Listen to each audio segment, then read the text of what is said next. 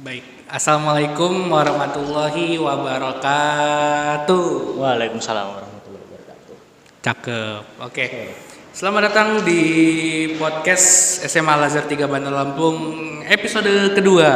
Ya, sebelumnya mohon maaf kalau misalnya episode ke-1 sama kedua itu agak jauh.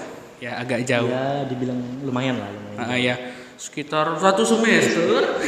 6 bulan ada? Bisa jadi? Enggak sih kalau 6 bulan kayaknya. 5 bulan? Mungkin. Iya. Mungkin sih. Masih lebih cepat anime. Iya sih. 1 minggu satu. Oke, jadi kali ini berbeda dengan episode sebelumnya. Ya pastinya beda karena kalau sama tinggal upload ulang. Jadi kalau di episode kemarin itu dibawakan oleh teman kami dari jurnalistik Mutiara dan narasumbernya si siapa wakil Intan. ya, Si Intan Khairunisa. Ya wakil ketua OSIS. Nah, maka kali ini kita akan menggeret langsung ketua OSISnya. Ya, kenalan boleh. Perkenalkan, nama saya Reza Irwansyah Haryanto dari kelas 12 IPA 6. Di SMA Al-Azhar saya sebagai ketua OSIS. Kalau dipanggil nengok. Iya bener sih, nengok sih. Untung. Oke, jadi kali ini nggak akan beda jauh sebenarnya sama episode kemarin. Tapi ini kita pengen lebih mengeksplor dari sudut pandang seorang ketua OSIS. Oke. Kita pengen ngomongin soal daring. Daring lagi. Kenapa bosan ya? Bosen sih daring terus. Oke, kalau ditanya, deskripsikan deh dengan satu kata, satu kalimat, atau satu paragraf boleh. Daring itu menurut Anda bagaimana, Pak? Daring itu ya akal-akalan. Kenapa tuh? Pinter-pinteran Anda dengan yang lainnya. Mhm. Guru Anda ngasih tugas, Mhm. ya bukannya mikir tapi nyari. di Nyarinya mana? bukan nyari di buku ya gitu. Kalau nyari di buku oke lah gitu. Nyarinya di Google gitu loh. Ya Google dan sejenisnya lah banyak gitu kan. Brandly atau yang agak baru dikit Kanda. Iya, bener sih. Pernah dengar apa iklannya? Sering banget sih. Pecahkan soal. Dalam 5 detik. Kalau ini dari sudut pandang manapun ya, Oke. baik Anda sebagai seorang ketua OSIS atau sebagai siswa gitu. Ada nggak kerasa gitu dampak dari sekolah online, sekolah daring, sekolah via gawai gitu? Coba jelasin gitu. Ada dampaknya nggak? Kalau dampak sih ya semua itu ada dampaknya gitu. Dan menurut saya kalau dari pribadi untuk daring itu dampaknya sangat besar.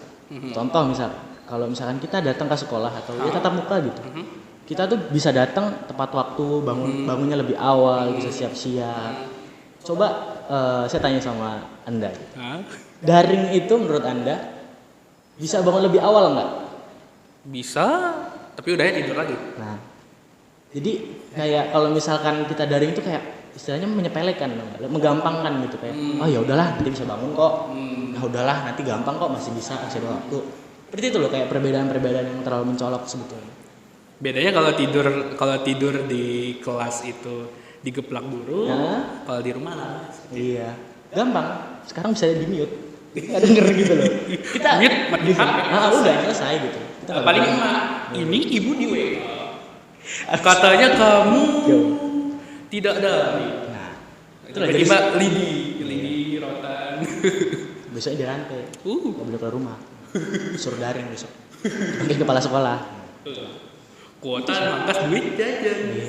Nah, kalau dari OSIS, dari segi kegiatan OSIS gitu, ada ininya nggak dampaknya gitu? Kalau dari segi dampak sih, ya seperti yang saya bilang tadi banyak gitu. Awalnya yang kita rancangin semuanya offline, semuanya bubar jadi online semua. Semua yang sudah kita rancang, rencana A, B, C, D udah kita buat untuk rencana offline. Gitu. Ternyata nggak ada yang bisa dilaksanain. Contoh, ya mungkin 17 Agustus kita mau bikin lomba balap karung gitu misalnya, seru-seruan. Ya, terus lomba supporter dan lain-lain kayak gitu. Nggak bisa dilaksanakan gitu loh. Ya disitulah jadi hambatan besar kita gitu sebetulnya. Kalau misalnya lomba balap karung di masa corona ini nekat dikejar Satpol PP ya. Bukan Satpol PP doang sih. TNI juga kan turun deh. Atau kalau lomba makan kerupuk gitu kan lebih dari 20 menit ibu. Atau dilempar bom asap. Oh iya bener. Jadi pas makan Ya, sepertinya lebih lebih mencekam sih kalau untuk sekarang. Nah, Nggak kalau bisa. dari pendapat seorang Reza Irwansyah Arianto, ketua OSIS masa jabatan 2020-2021 ya. Iya. Nah, ada nggak sih yang bisa kita lakuin gitu di masa daring ini? Gimana caranya biar kita tetap bisa memanfaatkan kemampuan diri gitu. Kira-kira apa yang bisa kita lakuin di masa daring ini? Apa ya? Dengan hanya bermodalkan HP depan gadget gitu. Kira-kira kalau dari Anda itu apa yang bisa dilakuin? Kalau menurut saya cuma ada beberapa opsi sebetulnya. Cuman yang bisa saya utarakan bahwa dengan apapun itu, dengan kondisi apapun itu, lakukan dengan semaksimalnya.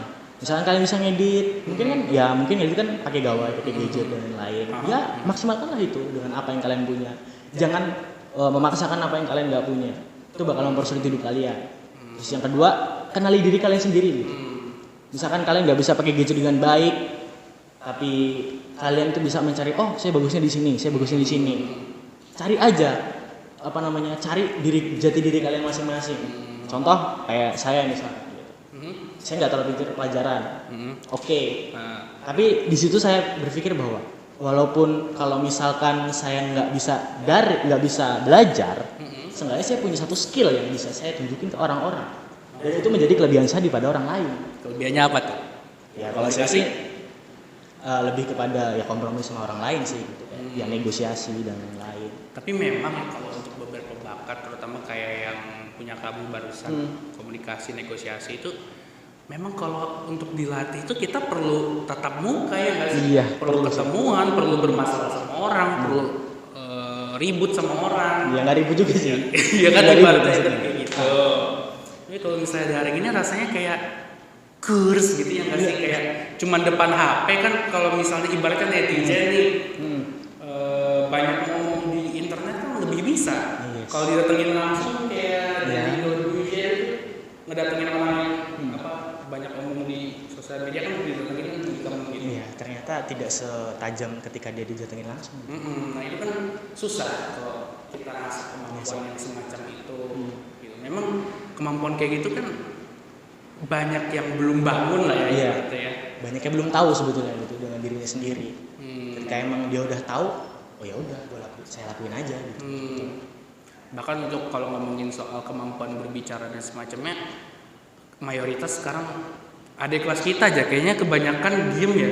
Yes, betul. Diajak ngomong diem gitu ya. Pada takutnya beberapa tahun ke depan gitu kita akan ada masa di mana satu dunia nolep gitu. Mungkin nggak sih kayak gitu? Kemungkinan bisa terjadi gitu. Yang satu dunia diem semua. Kamu ketemu sama kepala sekolah ya? Takutnya kayak gitu. Itu kan perlu dilatih. Kalau kayak gitu sih emang harus bertemu langsung ya. Karena kenapa? Kayak contoh guru itu mengajarkan bukan hanya tentang materi, tapi tentang feel dia, bahwa saya itu menguasai gitu, menguasai materinya. Saya itu bisa mendidik anak dengan bukan hanya saya ngajarin A tambah B sama dengan C misalnya. Saya juga harus ngajarin bahwa guru itu seperti ini loh nak, seperti ini loh. Ada yang belum bisa, tunjuk tangan. Yang belum bisa siapa? Diajarin satu-satu. Kan seperti di masa sekarang tuh nggak bisa lagi gitu. Mereka yang nggak bisa, ya udah saya diem aja lah. Nanti biar guru lonceng tanya. Ya nggak? Kalau saya nggak bisa, ya udahlah diem aja, pasrah aja deh. Nah itulah sebetulnya yang bikin ada kayak kesenjangan gitu, ada perbedaan gitu di antara yang namanya tatap muka dan nggak tatap muka gitu. Simpelnya kayak suasana lah. Yes. Vibes-nya nggak dapet gitu orang bilang. Dari semua yang udah kamu omongin, yang udah diomongin, baik yang belum. Sekali lagi satu kata untuk daring apa? Untuk pandemi deh, satu kata. Apa ya? Cepet hilang deh. Itu doang. Cukup normal itu. Cukup normal. Kira-kira kayak lagu itu tuh kan? Jangan bahas itu. Ya udah deh, mungkin pada tahu lagunya. Iya tahu. Itu terkenal sekali sih.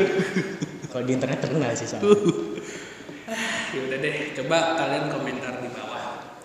Kalau kalian pas daring apa sih keresahan mendalam gitu yang ada di dalam diri kalian gitu. Dan ya kalau misalnya kalian ada cerita apapun itu boleh deh dibagiin ke Jurnalistik Asga. Siapa tahu bisa dibacain di podcast ya kan? Sesi podcast monolog gitu. Bagus itu kayaknya tuh. Boleh. Apa sih yang semalam aku dengerin itu? Rintik seduh. Iya. Boleh. Boleh. Bagus. Kita sedih, menginspirasi. Siapa tuh kan dari kalian punya keluh kesah Inspirasi juga. tidak harus Asia. Iya. Bisa juga yang sedih. Siapa tuh ada keluh kesah juga kan mereka gitu kan. Kita juga harus punya suatu inspirasi juga dari mereka. Ya udah deh. Kita nggak bisa panjang-panjang. Dan sekian aja dulu ya.